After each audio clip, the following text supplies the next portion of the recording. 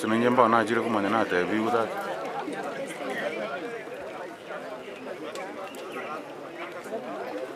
Akora bu.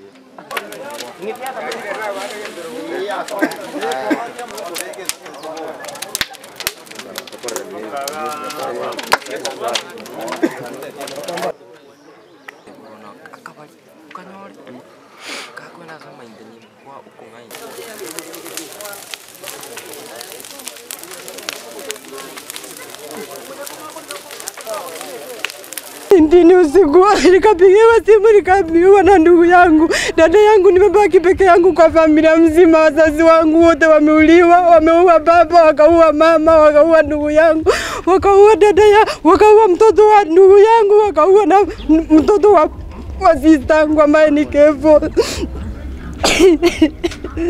Sasa nimeshindwa tanda wapi mimi, nilitoka Nairobi nami wakotisha Kanyangagi. Sijaenda hata nyumbani, hata wazazi sijui mwili iko wapi. Nalilia serikali tusaidie, hatuna hata mahali pa kulala. Tunahangaika huku na wazazi wetu wameuliwa wote wakidanganya ni wachawi wanataka shamba.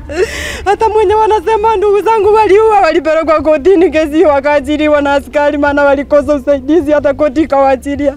Mungu tutetee, hata Mungu pia pigana na hii familia yetu, wanataka shamba ndio imeua familia yangu yote. Ombi tu kwa serikali ni serikali ingililie kati tupata kurudishwa kwa boma yetu, maana walichoma nyumba mbili kama mili imechukuliwa tena wakarudi wakitanganya ni mob justice, na ndugu yangu alikuwa na alisudia wenye walifanya hii kisanga, na mwenye amefanya haya yote tunamjua, ni cousin yetu anaitwa Ezron Moenga Onyangore. Nyabuga nutio Onyangore. Ndugu yangu aliweza kwenda Ramasha. Venye aliweza kwenda Ramasha hakuna venye alisaidika. So venye alinipigia simu nikaambia sister Indro, nikamwambia enda mpaka Ramasha maana nimetoka Nairobi nimepanda gari. Nikifika nione kama ndugu yangu amelindwa ndio tutetee haki maana yeye ndiye alisudia hii kisanga. Kufika Ramasha maaskari wakamwambia eti sisi tunaweza zinzia ukuje uchukuliwa hapa. Nikauliza anaweza chukuliwa aje na mkono mpaka na punduki na hamwezi saidia. Sasa wakasema atolewe huko. Hata saizi venye naongea ndugu yangu ndiye huyu, tuko na yeye, tumepatana na yeye leo. Mimi mwenyewe sina hata mahali pa kukaa. Wazazi wangu sijui wako mochari gani. Tumehangaika, serikali ingililia kati mtusaidie.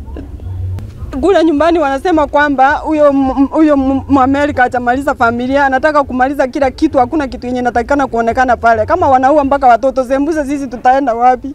Hata nyumbani hatuna uhuru ya kuenda nyumbani kwetu kuona ni nini ilifanyika, kujua hata wazazi waliuliwa. Hizo manyumba tunaona kwa news tu penye zinachomwa. Tungeomba serikali tusaidie tufika kwa boma, tuweze kuona ni nini iliendelea pale na tuweze kuambiwa, tukajua mmoja ni gani, tukasudia ndugu zetu, tukasudia wazazi wetu wako wapi.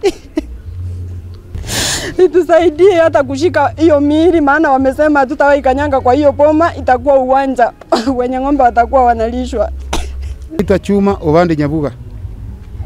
Mimi nilisukiwa kuwa nimeua mtu, lakini tulikuwa na ndugu yangu mwenye tumekamatwa na yeye tukapelekwa kotini. Mahakama iliweza kutafuta ukweli ikapata sisi hatukuoa.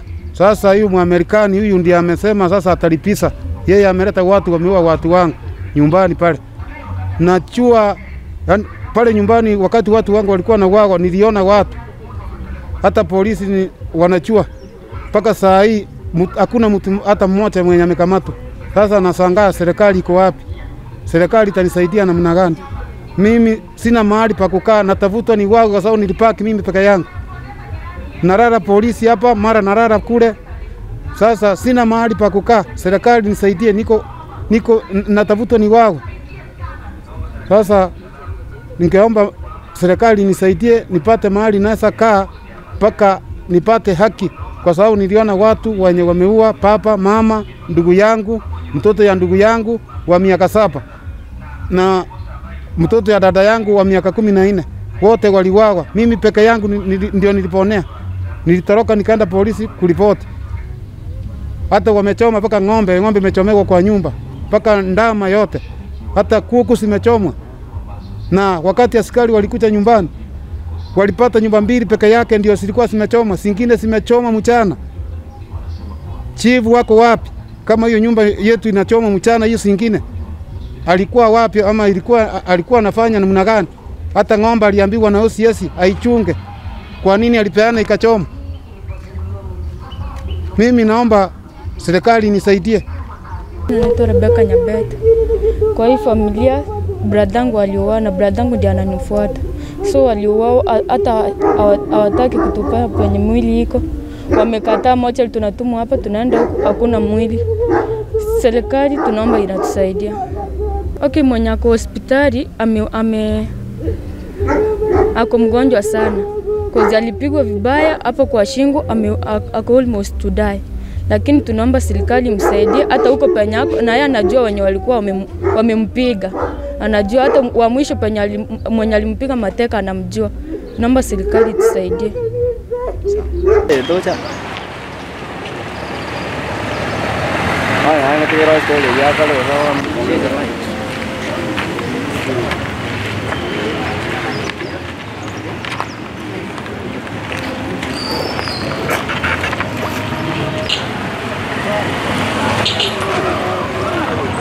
Ndio